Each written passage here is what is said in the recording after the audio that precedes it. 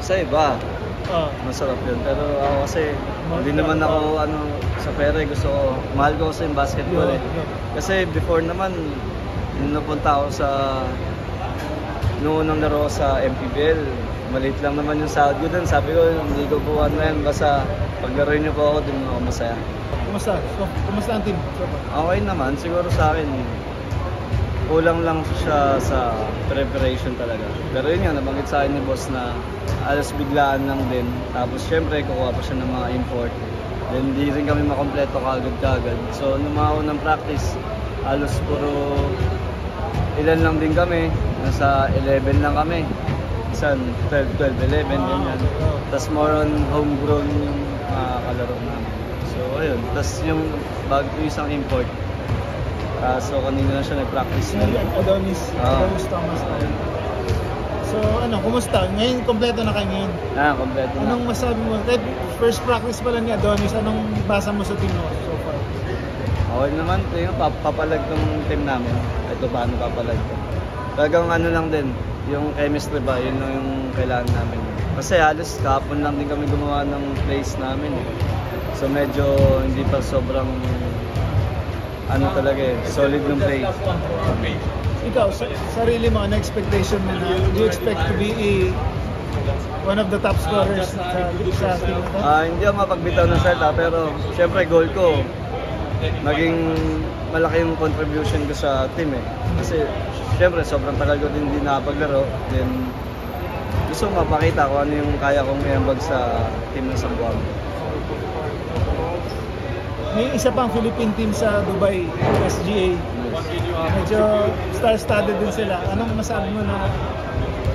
alam ko hindi yata kayo mag-meet sa hindi kami magka-bracket. Pero kung sakali, in the playoffs, finals, kung sakali, anong masabi mo?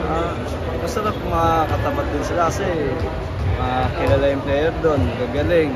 So mapapalaban ka din talaga. So isang karangalan yun na makalaro din talaga sila. Pero how do you match up with sila DeMarcus Cousins, Andre Blatch? Feeling mo ba makakatapat kayo on paper or feeling mo mas malakas pa rin sila kung on paper naman?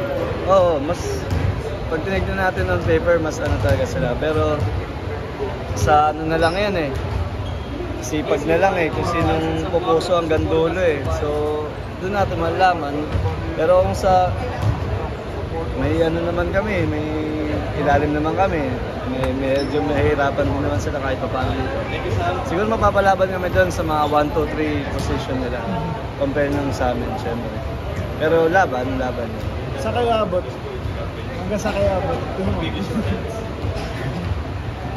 Sana umabot. Una akong panalangin, mag-semis. Tapos syempre maganda. Pero wala naman imposible eh. Kahit sabihin mo sobrang lakas ng hindi natin masabi, di ba? Hindi natin masabi. Sa Jeddah ka pinanganak, di ba? Saudi. Yun, so medyo homecoming of sorts ba to sa'yo na medyo Middle East, maglalaro ka sa Middle East? Or matagal ka ba nung sa Jeddah dati? Doon lang talaga ako pinanganak eh, pero hindi pa talaga ako bumabalik doon ng... Since 1 year old, parang gano'n? Oo, talagang doon lang pinanganak. Tapos inuwi ako ng parents ko sa Pinas. Okay. Pero anong feeling lang na Middle East, makakalaro ka sa Middle East? Na doon ka pinanganak? Siyempre, ang sarap din sa feeling kasi first time ko din to, international. Tapos, mas iba yung makakalaro ko eh, mas mabibigat na player eh, compare before, nakadayo-dayo lang ako, o MPBL, o MPBL. So, for me, mas challenge ako ngayon. So, mas kailangan ko pang higitan yung sarili ko, galingan kung sino ako before. Yung nabanggit mo nga na medyo hindi ka nagamit sa San Miguel, di ba? Pero ano yung mga lessons na natutunan mo doon? Sobrang dami talaga. For me, nilaan din ni Lord na mapunta ako doon kasi marami ako natutunan. Especially sa mga kuya, mga teammates, sa coaches. Pero mas more on kabanding ko kasi mga kuya, Kuya Terence, Kuya Junmar, sa Lebron Jal, Jericho, CJ Perez, Chris Ross. Talagang on and off the court. Talagang marami akong pwedeng madala kung saan man ako mapunta eh. sa mga payo nila sa akin, lahat turo nila sa akin. Anong magbigay ka ng isang payo na feeling mo medyo tumatak sa'yo na Siguro, na ngayon? paano maging successful sa buhay. Hindi lang sa pagbabasketball. Given na yun basketball matuturuan nila. Pero yung kung paano sila naging successful, kung paano naging ganyan yung pangalan nila, kung ano yung merong buhay sila, parang pinapasa nila sa akin. Kung ano yung pwede kong gawin na path, tinuturo nila sa akin. So, doon ako sobrang thankful sa kanila. Talagang maasahan ko yung mga kuya-kuya ko doon. Kahit anong problema mangyayari sa akin.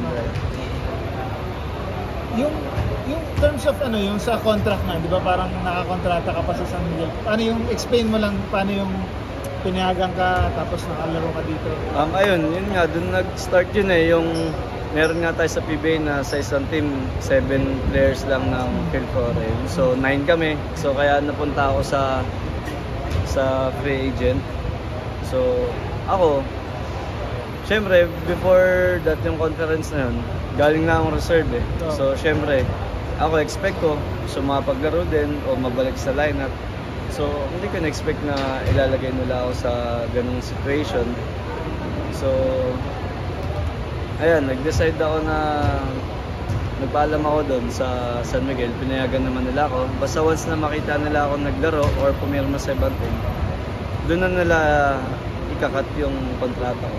Then natuwa naman sa akin yung management ng San Miguel kasi once na free agent ka, kahit ano na pwede mong gawin pumirma ka na, kahit di ka na magpaalam. Pero ako, naging professional ako sa nila na kinausap ko si Sergi, yung team manager, na boss, maglalaro po ako sa ganito. Nagpaalam talaga ako kasi gusto kong maayos yung kung nangyari, maaalis man ako sa kanila. Gusto kong maayos pa rin yung relationship ko sa lahat ng tao. Don't burn bridges. Yes, yun. Pero so ngayon, terminated na ang contract mo? Or pag nagsimula pa yung Dubai? Pag nagsimula na... First game yung start mo? Yeah, yes. So ngayon, parang bayad ka pa ng isang... Bayad pa rin ba ako itong month na to? Gano'ng kasarap yun na kahit di ka naglalaro sa San Miguel na tanggap ka Siguro, pa ng sweldo? Sa iba, Oh. masarap yun. Pero ako kasi, hindi naman ako sa pera. Mahal ko kasi yung basketball Kasi before naman, nung napunta ako nung unang laro sa MPBL, maliit lang naman yung sahod ko dun. Sabi ko, hindi ko po yan. Basta paglaro niyo po ako, dun ako masaya. Yun, hindi ko na masyado yung kung ano yung pwedeng tingin ng boss or coach sa akin na pasok sa playing style ko, ano yung pwede nila ibigay na amount. And anong reaction mo lang sa yun nga, doon sa Phil Foreign rule ng PBA, diba? Anong masabi mo doon na Pinoy ka naman talaga, hindi ka naman dapat considered as Phil Foreign Anong masabi mo doon na dapat, di mo dapat baguhin ba ng PBA yung rules na dapat kahit kasi full-blooded ka naman, di ba?